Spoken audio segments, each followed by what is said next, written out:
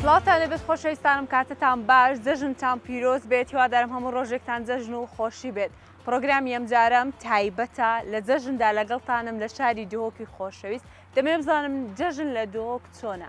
اینجا سەردانی چەند شوێنێکی تایبەت دەکەم چەند شوێنێکی گەشتیاری بێگومان لە دهۆ دەمێ بزانم گەشتیار لە جەژندا ڕوو لە شوێنە گەشتیاریەکان دەکەن جبوجۆڵەکان چۆنە و بۆ ئێوەشی دەگوازبەوە.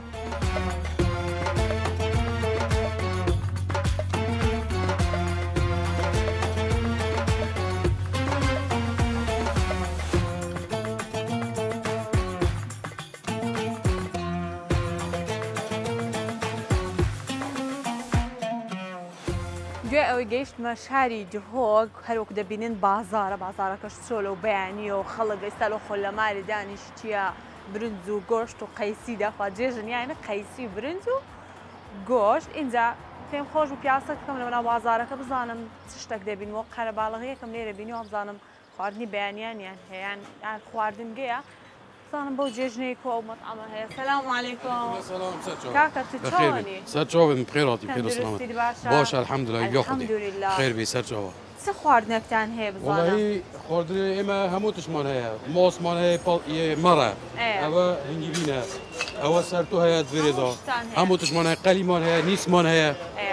جەژنیشت پیرۆز بیتن. زۆر مەمنون یۆتەژی پیرۆز خێر بێ سەرچاوە سەسەرێن سەرچاوە. ئەو بەو جێژنەی بۆ سبەینە زۆی دوکان هەیە. وڵی گەشتیوە زۆرمان هەنا لە بەغدا و لە مووسڵ و لە جنوب چێن قەستۆمەت یان جاوێکی خوشە دووکێ ئەمنیەت هەیە هەمیتونێ دەفمە جێژنە و دەبێ ئەو خواردنگانەش هەیە بیتن نابێ دا بخرێتن. ناخێر هەموو وەکیلیە لەبەر ئەو گەشتی ڕۆنە تێنە ئێرە سەردۆنی ئێمەکەن ئێمە بەکرینە خزمەت دێنە لە 24 مەمنون زۆر زۆر سپاس دەکەم جامیش لە هەولێر ڕاهاتیمە دەبێت پرۆگرامی تایبەت بە جەژن لە هەولێرە بەخێر بێ سەرچاوە لە دهۆکێ سەرچاوە بخێر زۆر زۆر سپاس دەکەم دەمێ دابنیشم نانێکی سبەینەی خۆش بۆ ئامادە بکەین. سەرچاوە بخێر بێن زۆر خزمەتەوەکەم زۆر زۆر سپاس دەکەم دادەنیشم لە زیاد برنج و گۆشت و ئەو شتانە نانێکی سبەینەی خۆش دەخۆم شوێنێکی زۆر خەنجیلانە و جوانە.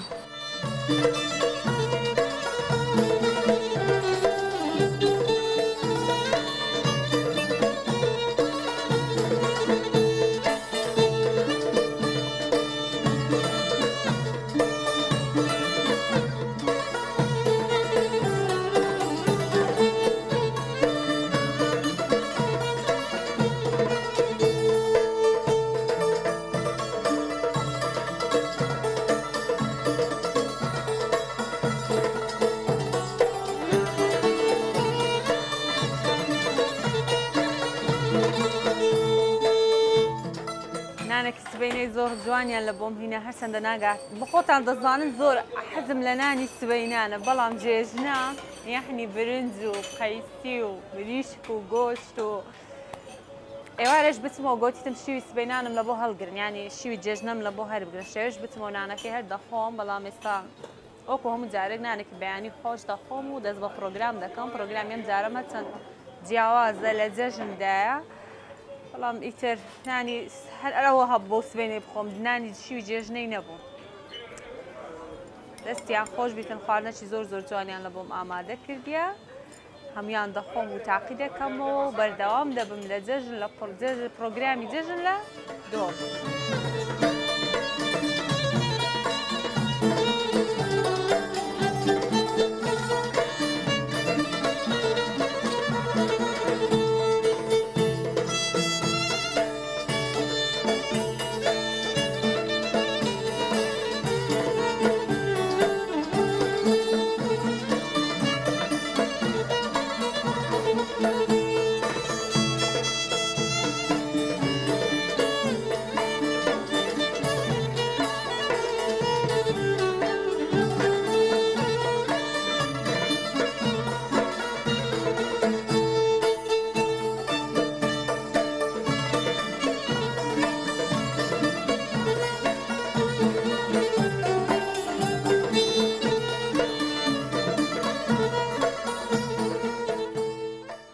ئازیزانم هەروەکو باسم کرد پرۆگرامی ئەمڕۆم تایبەت تا بەجەژن بەڵام بێبەشتان ناکەم لە زانیاریەکان لەسەر ئەو شوێنانی کە سەردانی دەکەم ئەو زانیاریانەی کە هەمە لەسەر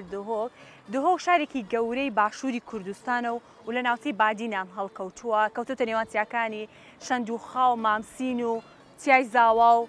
چیای سوی و هەروە ڕوبەری ئەم ناوچەیە 577 کیلۆمەتر سوارگۆشەی و 565 متریش لە ئاسی دەریاوە بەرزە ژمارەی دانیشتوانی ملیۆنە و زیاترە بە یەکێک لە شاخاویترین ناوچەکانی کوردستان دادەندرێت دهۆک شوێنێکی گەشتیاری زۆر سەرنجڕاکێش و زۆر خۆش و شوێنی گەشتیاری زۆر خۆشی هەیە بە پێی توانە سەردانی هەندێک شوێنی دەکەم و بە ئێوەشی نیشان دەدەم اینجا تا کۆتایی پرۆگرام بینەرم بێت.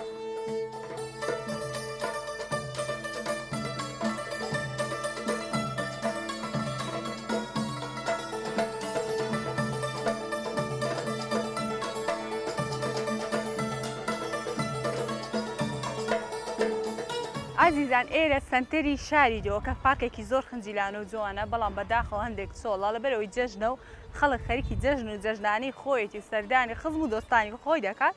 منش هاتیمە پرۆگرامێکی جوانتان پێشکەش بکەم بەڵام هەر سەردانی شوێنە گەشتیاریەکان دەکەم ئەکید خەڵک لەوێن دەرهەر دەبینم خەڵک دەبینم و گفتوگویان لەگەڵ دەکەم بەر لەوە دەمەوێت باسی ناوی دهۆکتان لە بەوکەم کە ناوی دهۆک لە چیەوە هاتیە بیرروبۆچینی زۆر و جیاواز هەیە دەرباری ئەم شتە بەڵام باوترینیان ئەوەیە کە دەڵێت دهۆک بەواتەی دوو چیا دێت یاخود دووهێلکە دوو چیایەکەوە ئاسانەکە دهۆک کەوتۆتە نێوان چیا بەڵام دووهێلکەکە وەڵڵاهی نازانم مەسەلەی دووهێلکەکەی چێ بەس پێم خۆش بوو مانایەکەتان پێ بڵێم اینجا هەر لە پارکە لە خوارەوە ئاوێکی زۆر زوان هەیە نافورێکی زۆر جوان هەیە خەڵک ئێواران بخۆی دەلێرە کۆ دەبێتەوە کۆتر هەیە بەڵام هێشتان زووە و کۆترەکانیش نەهاتینەتە دەرێ و بەسە من هاتیمە پێش کۆتر و پێش هەمووی تەمەشاوە نافورەکەیە زۆر جوانە پارکێکی زۆر خۆشە لەوانەیە ئێواران فێنک بی و زۆر خۆش بیتن کەشێکی جیاوازی لێبیتن بەڵام ئێستا سبەینەیە و زۆر گەرمە و کارەسات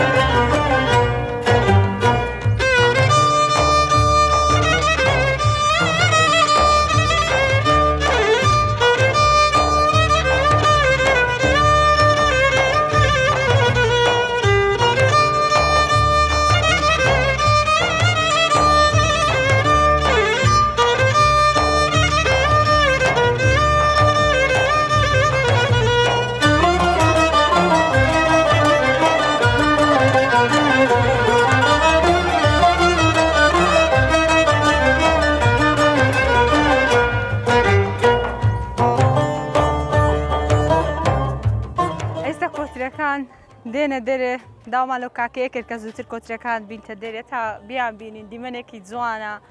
ئەی ماشەڵڵا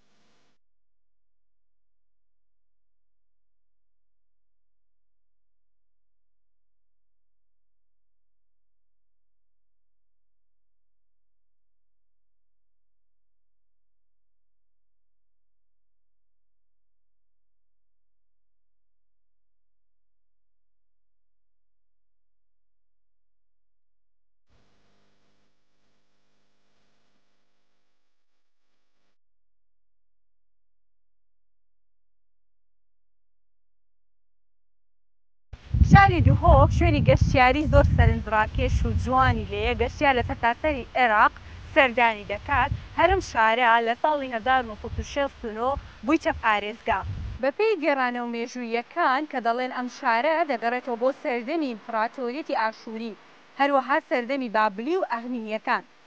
ناوەندی ئاینی مەسیحی بۆ پێش داگیرکردنی لەلایەن تەیمورلەنگەوە ئەم شارە ناوی نوهدی بووە لە ڕابردوودا و هەروەها بەنداوێکی تێدایە کە توانای گلدانەوەی 52 ملیۆن مەتر سێجا ئاوی هەیە و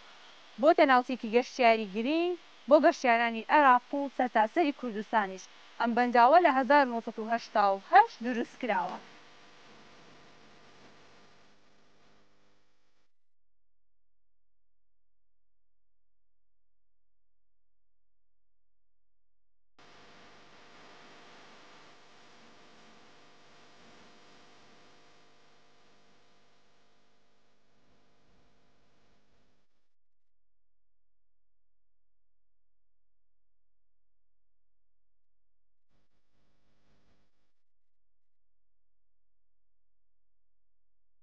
هەر لە بازاڕی دوهۆک چاوم بە دوکانێکی زۆر جوان کەەوە یەکەم جارە بێت سەردانێکی دوکانێکی لەم شێوەیە بکەم هەمووی ئامێری مۆسیقایە ساز و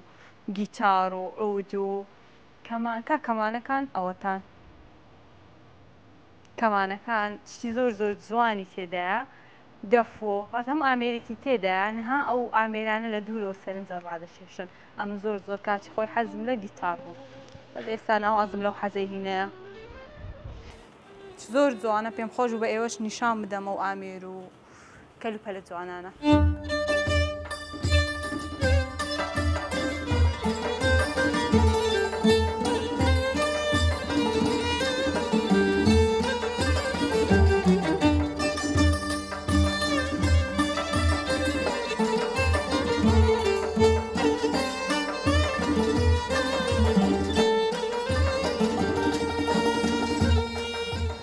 خۆشەویستان هەر لە بازاڕی دوهۆک کۆمەڵێک مامەم بینی ئەو هاوێک کۆخوایان جوان کردەوە بەم جێژنە جلی جوان ڕێک و پێک دانیشتینە و چای دەخۆن شەی ماشقی چای پێم خۆش هەندێک باسی دوهۆکم لە بۆ بکە گەرە قسەمان لە بۆ بکەن. سەلام عەلەیکۆم ئاساییە بێمەلاتان دابنیشە ئای دەستان خۆش بیتە گەلێک مەمنون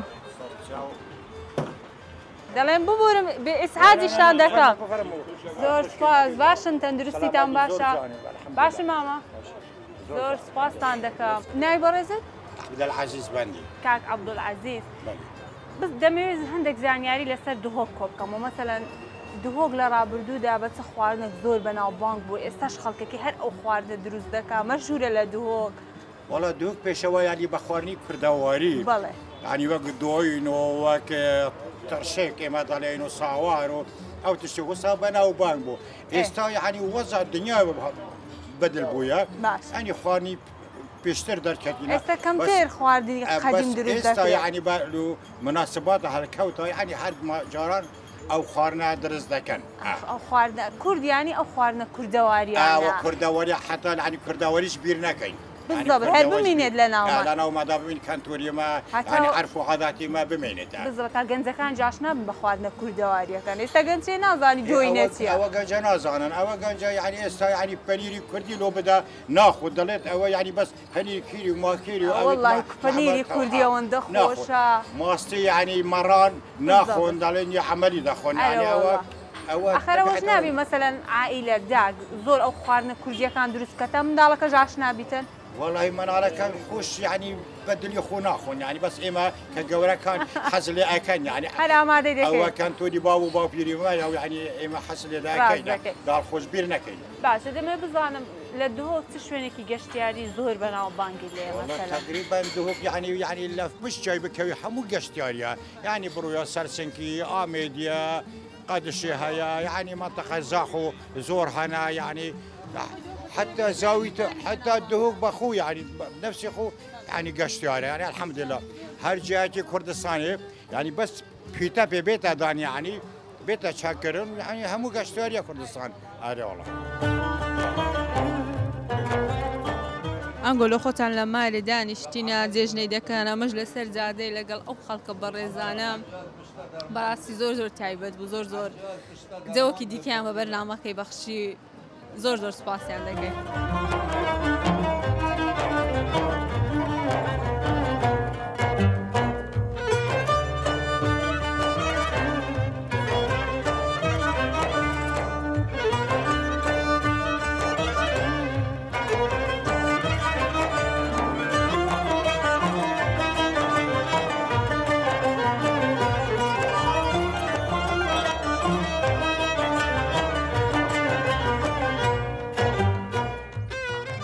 جەژن لە ڕابردوو ئێستا دە زۆر زۆر جیاوازی هەیە ئێستا بە تەلەفۆنێک کابرا تەلەفۆنێکی دەکا و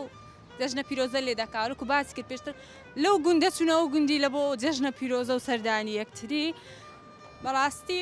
جەژن بە سەردانی کردن و لێک نێزیک بوونەوە و کۆبوونەوەی خێزان خۆشە هیوادارم ئەو شتانە هەر بمێنێت کۆن نەبێت ئەمن بەردەوام دەبم لە شاری دهۆک و گەڕان.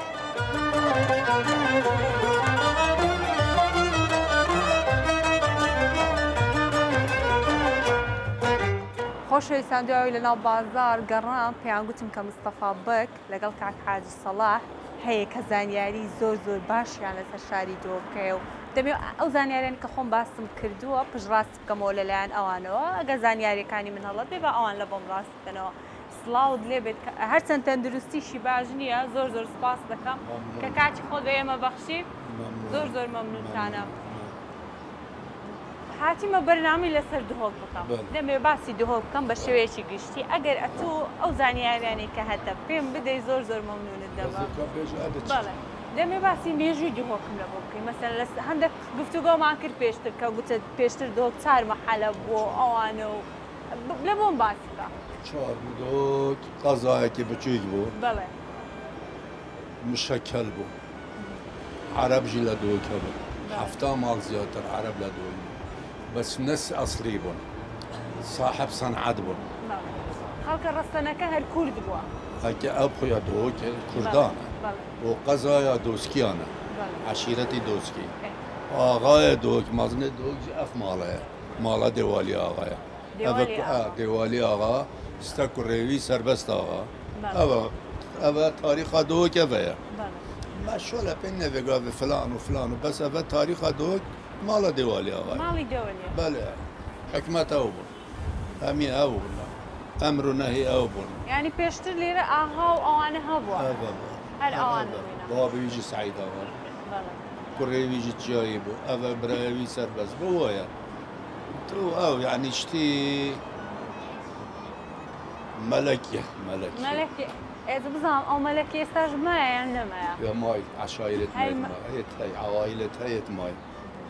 هم هر يوانا أو المزورين مثلا بريم أو مامي وأقلوات هيش أو ماي إنك عالمي يعني مراجعات واحترامات مشاكل توحلتن يعني قلت تشتغل خوشة زين خوشة دايم جورك هيرها بيتنا مشكلة عندك كيش عندك مثلا بس شوية دي حتى تقريبا 12 أو على الديوان خانة إبراهيم أغابة برلماني دهين ضابط دهين مشاكل دهين جنك مراجعة دهين يعني نيف محكمة ونيف ديوان خانة ونيف همية أودا بيت كان ملايا ماي بس أول بيشتر دوها بحشو خود باسكت بتكبوا بلي أنت والله مستوى كده هم ما دو كمين بلي بين حفصات مرو بدو لا رابر دودا دو شنو بس است مليونك ونيو زياترا ديكا من ابي طش استي عالم دو كميل سر دستي ولاده بويا صبريا بلي شكلي نوراني بو بحشتي باوجني بزانا لدوك صبريا دابير يعني دايكي بلي صبريا دابير ولاده نبو ونفوذ جهمي 1-1-1-7 بالضبط هم يشيك ويتحدى أبا بدوك ما مستشفاك أبو دكتورك مضمدك فراشك وسسترك زياتري لي نبو دوك أبا جي درمان جي نبو نندت تنتريوك قوتي شينا درمان كردواري نبو ابو عطار ابو مبلي والله ابو السويكي كي تقول احمد طويل او تينان بنشتي كريات كرديا ما ويا باشتي كنينا مثلا كل تكلي رب او بنشتي كري دا وكان دان نسر تينادر حتى سبيد فاتكر لا بيعملي بلي والله ابو ديكم شوان ابو كردواريا باش باب السعر كي ديكلم ما ناوي جهوك بلي تيا جهوك ما نايتيا والله عندك بيجن دهوك عندك بيجن دهوك حتى فيجا في مثبت نينا كل سر اخفنك نينا مثلا هذا بنفيري ذا نابي بيجري باسيا بيش صالة اس شو بزانم حقيقة ويتشا دركت شفان دزاني شفان شا بازي شفان براعي بعربي راعي الغنم ايه تاتا فيدر كي بازي خوتي نا گرم بو ناوی باسو بو بله اف گرب ناوی باسوی بو تحویر بو گره پاسه ايه يعني انت تشتادك 20 ساله ديفدا چموت الا بزانم ابچه بزان معنی چیه اما هندك زانیاری فکر بو کدانگو به معنی دو چیاده واتم دو لناو چیه لوی او ناوی لا والله لا تو چیا نبخدنا اوني ناس زاني قالت تشتتي حتى بيقى غامضا رازدك اري والله باش باب سعرك ديك اللي بقى دوك بس خواردنك زور بناو بانگا تشتشتي خواردنك دوكي كردواريا كاكيفنا ابراخه دولما يعني ابراغ زور كونا كيفنا طرشك كبا حامضه ترشك شو حاجي صافار دان هيركن افتشتبون يعني افتشتي في قافرنينا بريانية وكبابن او شتانا للرابر لا والله نب قديم دوينة وصاور صوار ودان هيرك ودان قطو افتشتي قل مكتاو بس دوين ابو قلول ابو ماش ابو افتشتا بس وكيد افتشتا توين بيجنا معنا بالنهاية قوشت برنج قلت ناوي ترفيع ببوقوزي ناو كان قوري عندك قوري عن يا قوزي يا قوشت برنج ارقوشت برنج نا والله افتشتا برياني نابو مقلوبين ابو نزانو بس خواردنا كردواري كان تامة خوي عنها وش خواردني استاني هاري ماي هاري ماي باشا بقى هم برسيارك ديك بكم دياوازي ججني استا لقيت او ججني بيشتر مليون جارة فرقة وانيا بري هيفكي فقير والزنجين اوك تتت مالاوي دا تهيئ اكدبو سردانية كادك تهيئ اكدبو كودة تشتكي مبارك بيت خودت تشتكي بيجم عيد حتى تزفري عيد دامرو بيشت قرنك سبحان الله استا اما ده زفري صالك توابو شوا بيرامتت حتى جحيلة جدست خو خانات كرن بعيدة جحيلة بتشيك همو دست خوان لخنيدنا كادا تشت كرن سردانية كاندك او همي سبيد جوقا مجموعة دهات شش حف ظلامك اولي دوستم مروفيت خو خوشكو براو جنو نظانم چه بيفداش ياو ماما كي ليرة باس كرديگو سرداني گوند مان دكر مثلا جيجني دتشوني او گوندي او گوندا او خارجي اصلا شمي كان بس داخلي هابو مثلا جيران قال جيراني مروف قال مروفي مال بله چوا ديكا من هابو باشا لو استا جيجنا وها كالبيتو خوش نما كامي نما غريب ولات انترنت موبايل بخوي بولات دوكي همي بازاتم بيلبو همي تزاني رقابة هندا مالا ده طنبيلتاي عالم تغيير بو هلا جاجنة بيروز بيتو خلاص ايوه لا مو بلا بوستك كيدكا وجاجنة بيروز بيتو بس او محبتنا ما ديكم ناو محبات ناو رحم عمر خيراتي ناو هاتنو شو ناو والله هذا مثلا ايك اس شو هذا برام الفيدر كي 20 متر بو دكتور نور الدين مشهوره حقي قرآن عيد وعيدي انا شو بقول اس خو اس لا شو اما يا نما صلة قرابة صزبويا بس يا مايكيج كور عائلة نزيرة اوجي يا بتشي يا بعضنا كده اخرى وده ديال بصمام ومصمام ولا كنت شكر وداك نبخدي باجني هرا وندش ما والله او ناميني اوش نامينه؟ نا والله ناميني نب قرآن نامين ان شاء الله دمينيته قرآن نامين بخوي جيان بخوي تيت وسرداني دوستك انك سيلا كسكاي نينا ديكا مراونينا والله الا هيك نخوش بيت بيت سرابدت مجبور بنا شر مش خوب كت بالضبط هيك حس كت تلفوني بتت بلكي بيفي بلايش خوفك نا والله او محبته او صلة قربة نمايا او واضح راسك واقع عشتك دستكان تان خوش بي قلق ممنونة ببورا لك بابا آتهم في المفيري بابا ولتتا إذا دجرت آخر نجي تاني تعقل بريدي آخر من قلق ممنونة مقورت كردم كخسر لبوم ممنوني ديك أخوما زور سباس سر شوفت من سرسري من ريز واحترام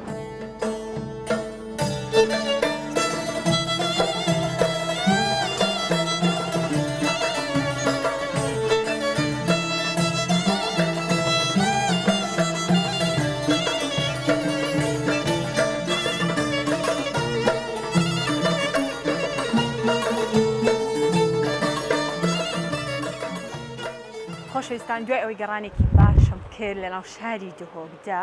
و لە کۆتاییدا دەبێ خواردنی دهۆک تاقی بکەمەوە سەردانی چێشخانەیە بکەم لە دهۆک خواردنگەیەک هەیە سەرتشتا شەڤانێ خواردنگەیەکی ئەوەندە کوردەواری و کلتوری ئەوەندە جوانە مرۆڤ هەر پێخۆشە جارە خواردنەکە نەخوا بەس تەماشای بکاتن اینجا پێم خۆشە بچمە لای خاوەنەکەی و هەندێک پرسیاری لێ بکەم دەربارەی دروستکردنی ئەم چێشخانە جوانە و کلتوری و کوردەواریە بزانم ئەو بیرۆکەیە لەکوێوە هاتووە. سەلام عەلەیکۆم باش کاکە گیان ئەحواڵت جەژنت پیرۆز بیتن زۆر زۆر سپاس دەکەم ئەها خۆمان گۆڕێ بۆ جێژنێک زۆر زۆر سپاس دەکەم بادیا بنیشم زۆر مەمنون چێشخانەکەتان زۆر زۆر جوانە سپاس یعنی وەسف ناکرێت دواتر بە بینەرانیشی نیشان دەدەین پێم خۆشە پرسیاری ئەوە بکەم سەرەتا ئێوە بەو جێژنە چێشخانەکەتان کرایتەوە گەشتیار کووە سەردان دەکات وڵە باشە ینی ماوەیەکی دیر و درێژە بڕاستیژی ئەس بژم باژێرن دیên هەرێما کوردستانê gelek geştyar tên wexta tê nevêrê eger hatil û kişinê vêrê bizanin yan pirsiyarken yan telefonêtken bêguman ciheke ku wajî girêdaye çike ev cihe ciheke kurdewariye ciheke kulturiye کلتوری و کوردەواریە belê bêguman xelkê me li bajarê Hevlêrê bi xoşhalî ve li bajarê Slêmaniyê li bajarê Kerkîkê li dewroberên me ji Zaxo ji Akrê ji bajarên em bêjin başûrê Iraqê ji Bexda ji Basra ji Mosilê ez bînim gelek geştyar û gelek xelk qestavêrê diketebe bo me jî cihê xoşhalî ye باش بام پرسیارێک بکەم پێشەوەی هەندێک شتی دی بپرسم خەڵک تینووی ئەم جۆرە شوێنانەیە بێگومان ev projeyekî hawbeşê me komeka hevala ye baraptir jî em hunermendî me ev kareve kiriye ve ev babetekê hey di nava hunerî da bêjnê pîrdanka hevra yan erebiyê ez zakîre cemîye zakîre cemîye şi pêk dêtin nestolojiya ye ew xerîbiya me ye bû rabirdoyî xerîbiya me ye bû gundên me bû zarokîniya me bû van dîwar û dergeh û pencer û wekû bêjin her kesek têt xwedbeşekê vê têşxanê da bînîtin ew jî vedgeriyete ve bû wan bîreweriyet ku di jiyana me da derbas bûyne ve em hewl deyn rîyê wê duwê pisyarete ew e em têr bûn çavit me têr bûn ji dîzaynên biyanîne yani eger hatu çend ciwan jî bin nep me ve girêdayîne dîzaynê erebî nabîte kurdî ناگاتەوە ئەو کلتورە جوانەی کە بە خۆمان هەیتوان کە لە باب و باپیرانەوە لە بۆمان مایتەوە ئەvەیە مەسەلە یعنی وەختا تو نەشی خزمەتە کولتوری خوب بکەیت و نەشی خزمەتە چ کولتوری دیکەوە ئەگەر هاتوام خزمەتە و دگەلوێ چەندێدا مەسەلە کابراین تورک جی تێنەبێرێ عەرەب جی تێنەبێرێ ئەو جی هەمان تشت و خۆشیە یدی مەسەلەن گەلێک خەلکێ بیانیت ئەوڕۆپی تێنەبێرێ چکە ئەو ئەوڕۆپا هاتیە وێرە ئەوی بێت ئەو کولتورێکی ڕۆژهەلاتێ ببینێتن کولتورێکی بتە کورداوە ببینێت لە مەسەلەن هاتیە گەشت بکە و لێرەش هەر کەلتوری خۆی ببینی دەبێ مەش کلتوری خۆمان نیشان بدەین بەکردنەوەی شوێنێکی ئاوە بەڕاست ئیدی هزر سەربێت چەندێ هاتە دانان ئەو هزرجی ئەو بوو کومە گوت ئەم بشین خزمەتێ بکەینەوە خزمەتجی ئەوە نەتنێ مەسەلەکە بزنس ئەو بیرۆکە ئی خۆتە مە کۆمەکە هەواڵایە مە پێک بە ئەف هزرەکەیەوە بەێ بجا ئەس نزانم خەلک دلێ وای خۆشە وەختە تێنەبێرێ دلێ مەژی خۆش دی یعنی ها هەز دەکەی ماڵی خۆتە یا دوێژی خاڵێکا دیترە هەی نوکە خارنێتمە دبینین ئینشاڵە هەمی خارنێت کوردەوارینە هەمی خارنێت ئەم ji گونداتینین ji dêatînin یعنی بۆ نمونە پارێمە ناچیتەش دەرvey سنووری هەرێمێدا ناچیتەش دەرvey ئەم بژین باژێڕیدا ئەو پارەت میتە بە تشتت ناو گوندادا ئەم کەرەستەی شوانات کڕین دیسا جارێکە هەر بەخۆمان ئیسیفادەی لێ دەکەین سوودی لێ دەبینین ڕاستیژ وسا یعنی ئەوەجی خاڵێکە گەلێکە گرنگە چکە ئەم هێکا کوردی دانین ئەم نیوشکی کوردی دانین ئەم هەکوینە کوردی دانین دەحینا کوردی ئەم دانین ماستەمەی کوردیە ینی کەشکەڕین مەیە هەی مە ئارخافکە دونێ پازی هەی ئەوە هەمی ئەو خار قەلیە شوانەمە هەی ئەوە ئەو خارم بوون ئەوت باب و باپیرتمەت خارن ئەو جارگەلێک جارەگەلە کەستێن بەلکی وەکو نکتە بژنەمە شوان نەشیایە با تشتە هەمیە بخۆت ئەم بژنی ڕەنگە شوانی هەر ڕۆژێکی تشتێک ژوانە خار بیت لێ ئەم ها پاشا دانین ئەم هەمی تشتت شوانیت ئێک ڕۆژدا بهاتینین واتە ئەوە هەمی خاڵن پۆزۆتیفن ئیجابینەک و خەلکی مەژیان میوانێ مەژی دڵخۆشی خودوێرەدات بینتەوە بۆ مەژی ڕاستی گەلێک جێ بەخوای ئەوجە هیچ خواردنەکیش تامی ئەو خواردنە کوردەواری خۆمان ناداتە بێگومان خارن سەحیە ژیشڕیە دیتردا یعنی تو وەختا مەسەلەن تو زەیتێ بکار نەینی تو تشتێ معلبات بکار نەینی تو هەوڵ بدەی هەمی تشتێتەی خۆماڵی بیتن حتا ئامانتمە قاپێتمە ئەوت کوردەواریت دەمیز ئەو پرسیارە بکەم لێرە قاپ و هەموو شتەکانتان کە هاتم دیتەمیان ئەو دیکۆرانی کە لە دیواری هەڵواسێ لەسەر ئەو لامپایە و وەبزان ئەوە تەشی پێ دەڵێ زەحمەت نەبوو پەیداکردنی ئەو شتانە ئەس سپاسی بە بێژم سێ چارێکت ئەو تشتە هاتینەت ناوێ تشتخانەدا هەواڵ و برادەرە و خەلکی دیاریت بمەینە یعنی وەکو موزیومێکی لێ هات ئەوەمەشا ئەوەی دەسەلمێنیت کە خەڵکیش یعنی هیوایەتی پێی خۆشە کە شوێنێکی ئاوا هەبێتن ئەو شتێک کە بەخۆ هەیەی هینایەتی لێرەی دانە تا نیشان بدات بێگومان تشتێکی گەلێکی عزیز بووە بەردلوی تشتێکی هەلگرتی ساڵان ڕەنگە چانتکەکت وێرەدا عەمروی 6 ساڵ بیتن ڕەنگە ئەف تشتە هەمی عەمرێوەکێمی 20 ساڵانینە هەندێک ئامیرمەتین کە ئەگەر هاتوو پشکی هەواڵ دشێن نیشادەنەبە ئەف تشتە هەمی گەلێکی کەفنە ئەف تشتە هەمی ئەو بوویەک و نرخەکە بووە قیمەتەکە بووە دەوی خەلکی بەسی ئینای وەکو موزیومێکت وێرەدا دیتیەوە وی پێ خۆشە بەێ موزیوم واتە موزەخانە واتە ئەو تشتێک و دوێرەدا پاراستن ئەوژی حەسکێت کولتوری خۆی کوردی نیشە هەم خەلکی خۆ ئەم خەلکی بیانی گەنجی کوردیش پێ خۆشەکە کللتوری خۆی بپارێزیتن بەڵام بێگومان دەبی شوێنێکیش هەبیتن بێگومان دەبێت ڕێ هەبن ئەو ئەرکێمەش بەێ هەر کەسێک دجیە خوددا دەبێتن ئەم خوژە مەسەلا کولتوری خۆ کورداتیا خۆ ژیانە باب و باپیرێت خۆ خودیر نەکەینەوە هەر دەلیڤەک هەر چانسەک هەر ڕێکێک هەر فرسەکە بیتن هەر بیاوێکیدا ئەو جار چت بیاوێ بزنسێدا بیت چ بیاوێ هوەریدا بیت چ بیاوێ ڕۆشنبیریدا بیت هەر بیاوێکیدا دەبێت مرۆڤ شاناز بیتن و ئەسڵ و فەسڵێمە ئەوەیە ئەکید ئەجات بێگومان دەبی کەسانی وەکو ئێوە مەسەلەن ها ڕێنیشان دەربووینە کە دوو ڕۆژی دیکە گەنجەکەش هەمان چاو لێ بکاتن ئیشی ئاوا بکاتن ئەوجار ئەمژی ڕەخنێت بینە سەر دەوڵەمەندا چکە بڕاستی من ڕاستەش کاری هوەری یعنی دەوێت بکەن ڕەزیلیت فکردا ڕەزیل دەستیدا ئەس نابێژم یعنی واتە بلا بەس بیتن و تیجارەتامە بزنزیامە هەر کاغەزێدا و قۆماشیدا و بیناییدا و بلوکیدا و کەرەستێک و خزمەتێ نەکەن ئەوەژی هەر کەرەستەنە بەس بلا بچێک ئەو عقلیەت هەبیتن بەێ خزمەتێ بکەتەوە جێن هۆسا شینواری چێکەنەوە هەمی باژەرن کوردستانێدا گەلە گەلک پێتە بیا تایبەت هەریما کوردستانی ساڵانەکە گەلە گەشتیار قەستاوێتکە هەمش ناف عێراقی هەمش تورکیا هەمش دەروەژ ئەوروپا خەلکێمە خۆب خو گەلێکی کوێ دیاسپۆرای چ ئەوروپا ئەس باوەرمەژی بەشێکی گەلێکی مازنە وەختەتێ نەبێرێ جهێکی وسابینن دلێەوە گەلە گەلە خۆش بیتن ئەفجا بڕاستی بوو مەژی جێت سەردانی شاری ڕانیام کرد لەوێ قاوەخانە کە بوو قاوەخانەی کللتوریانی هەر گەنجەکان بۆ خۆیان ئەوە شتیان پەیدا کرد بۆ ڕێکیان خست بە ئەوەندە کللتوری جوان بۆ پێت خۆش بیانی ها زۆر خۆشەکە لە هەر شارێک سەردانەکەی شوێنێکی کولتوری هەبیت کوردەوە گەشتیارێک دێت تەماشای بکاتن اینجا خال اوه مثلا میوانت میت هاتین کردن با کره کردستان بوینه میوانت ما هاتین کردن روشالات کردستان بوینه یت روش آوای کردستان همان هسته یعنی از بجم فرق دهوک و هفلیر و رانیا و سلیمانی و کردی که قطنی نه وقتا دناف برا کردن همان کلتوره همان دستوره همان هست و روحیته یم پارچندین کردستان جی خود داد بین اوجا چا ام خلکی حرمه که بین ام خودناوی کلتوری دانه بینین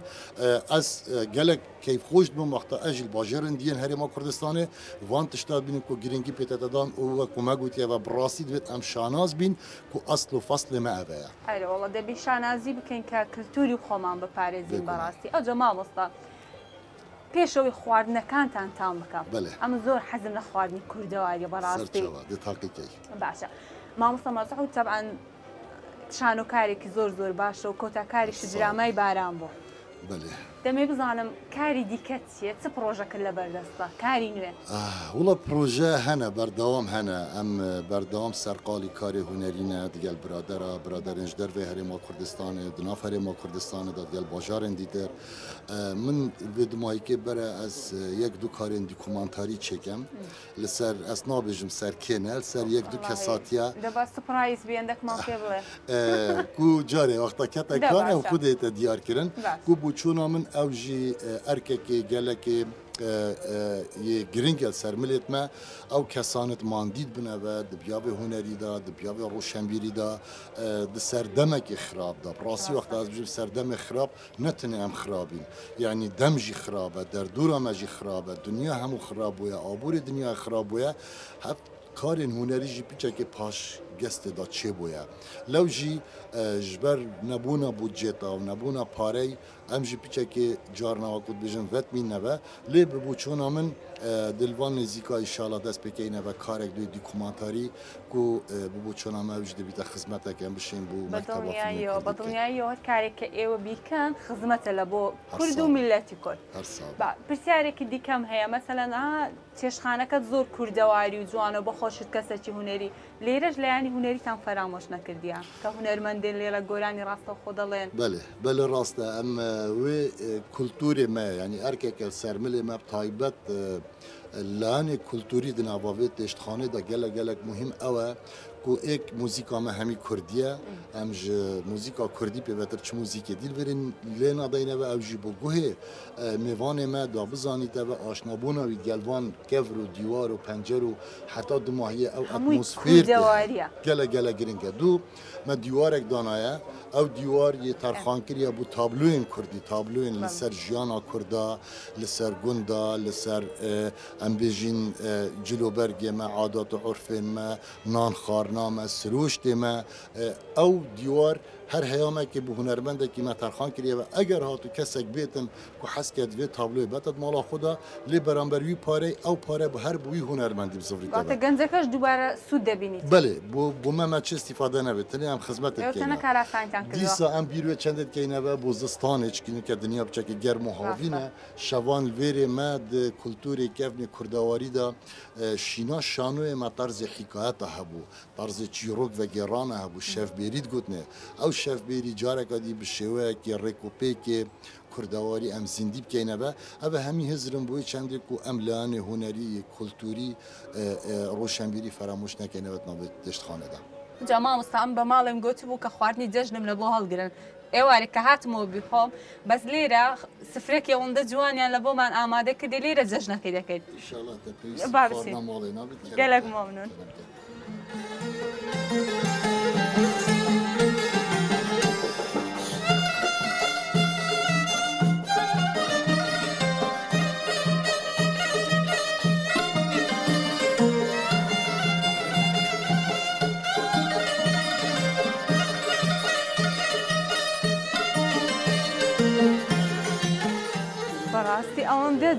ئەوەم دێت جوان ڕازایتەوە نەها دەلێ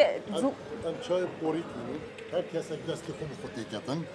ئەوە خۆشە کابرا چەندی چاخوار با بخواتن چەند وەخۆت بلا وەخۆت و کولتوری مێ بەرێدا ئێک ji خۆشیین پێشتاس پێدێ ئەوە مرۆڤ دەستی خۆ چای ئەرە وەڵڵا دەستەکانتان خۆش بیتن زۆر سوپاس سفرە ڕازاندنەوە ئەوەندە مهمە کابرا تێر دەبیتن پێشەوەی خواردنەکە بخواتە. بێگومان ئەم جار مە گوت کێژوان کەرەستا بۆ نمونە ئەvە قەلیا شڤانایە قەلیا شڤانە li gunda tête çêkirin ev zeyt û tişna keftet navda ev qeliye tête helgirtin berê dadkirine carka da helgirtin bû zistanê zistanê da goştekê heldegrin berê goşt evet nav dingî de ye dûgî de ye dûk tête helandin jê tête rakirin êdî وقتا میوانک هات با یا کسی عزیز هات با gelek مامون هێستا من زۆر عزیزم gelek زۆر ئەجا مایکەکەی بگرە بە ئەمنیش لەگەڵ قسەکانی تام بکەم تاقیتەمەوە کەرەمکە ئەوە قەلیای شڤان کوردیە بەێ ئەvە هەگرینێ کوردیە ئەvە تەحینە ئەvە ماستە کوردیە ئەvە کەزوانە یا هێرای ئەو ژینەوعکێ تەحینەیە ئەویش تەحینە بەس یا کەزوانەیە بله اوه آرخافکا دونه پازیه طبعا فیکه جید زیته داناینا چکرن هر دونه گوشتی داتینا چکرن و هنده کرست دیترن اوه یکو ام روزانه مثلا کارتینین با جان رشکه مثلا قطعات اوه دوشا و کردیه ادی اوه؟ اوه با جان رشکه با انجانه بله اوه مربا کردیه دست پیرجنه و آگیر داره هاتیه چکرن تو شیطان که خواردنی دستی چند طعمه؟ تامەکی دیکەی هەیە وڵات ئەوە پەنیری کوردیە ئەوە بیهایە بێ بەڕاستی بەتامە ئەوە سەرتیکێ کوردیە ئەوە پەنیرە کوردیە ئەوە هەژی تەماتە کوردیە قەلاندیە چکەمە باسکەنەوەش حەلوایەوە نیە؟ نە حەلوانی نە ئەوە ئارخافکە دونێ پازیە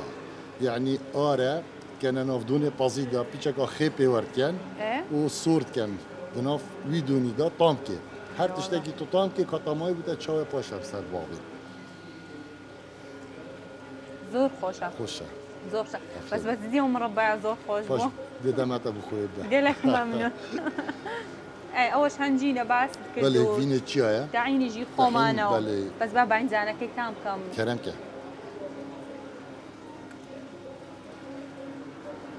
بس دی زور خوشه او کو آماده دکریت نگر اوه جی هر او دونه ام بجیش بر گوشتی و وانات نین تبا با جان رشکه ام بجنی با جان رشکه قد که این سور که چکی گلک خلق دعوت کردن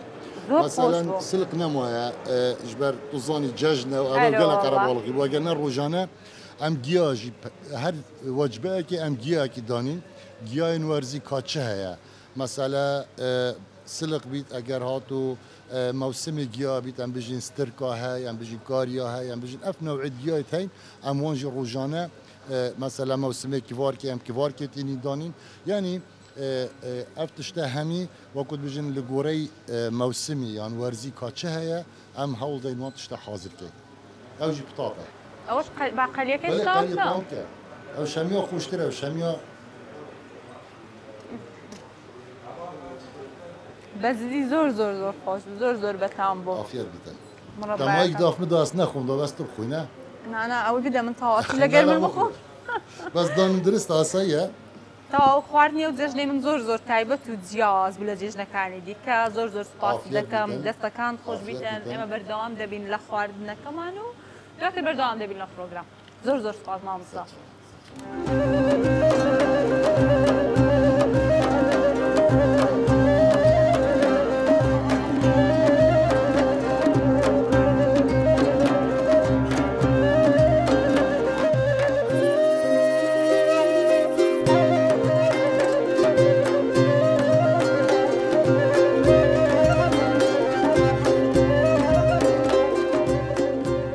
چێشتخانەیە ببینن کۆمەڵێکشتی کوردەواری تەواو کوردەواری لێرە هەیە تەمەشای ئەو جانتایی بکەن کە لە کۆندا شوانەکان مەسەلەن بە پشتی خۆیاندادا و خواردنی خۆیان تێکردێت تەمەشا کەشک مەشکەی قەدیم ئەو جا شتێکی لە هەمووی جوانتر تەمەشاکەن وتی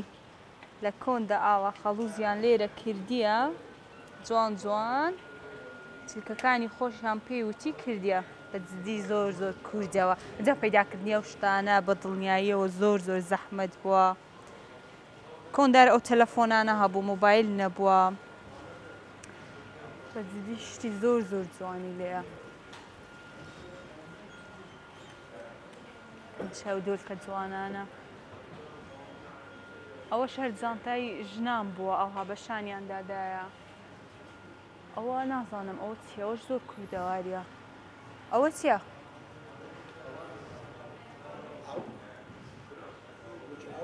وچی ئاون و شتیە نازانن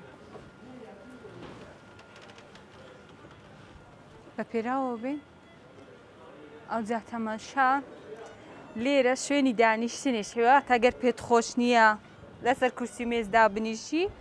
لەو خۆت دابنیشە بالیفی قەدیم و ئەو سەقفانیان هەموو بە دار و داری ئەستور و قەمیش و ئەوانە داپۆشتیە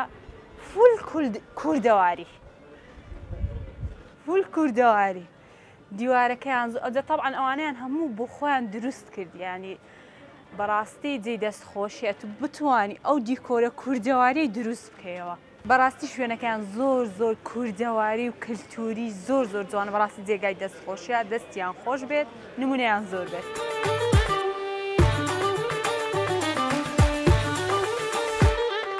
خۆشەویستانی من هاتمە کۆتایی پرۆگرامی ئەم جارەی تامی سەرڕێگا هیوادارم پرۆگرامەکەتان بەدڵ بوو بێت لە شارە جوانەکەی دهۆکی خۆشەویست دووبارە جەژنتان پیرۆز بێت هیوادارم هەموو ڕۆژێکتان جەژن و خۆشی و شادی بێت تا پرۆگرامێکی دیکەی تامی سەرڕێگا خواتان لەگەڵ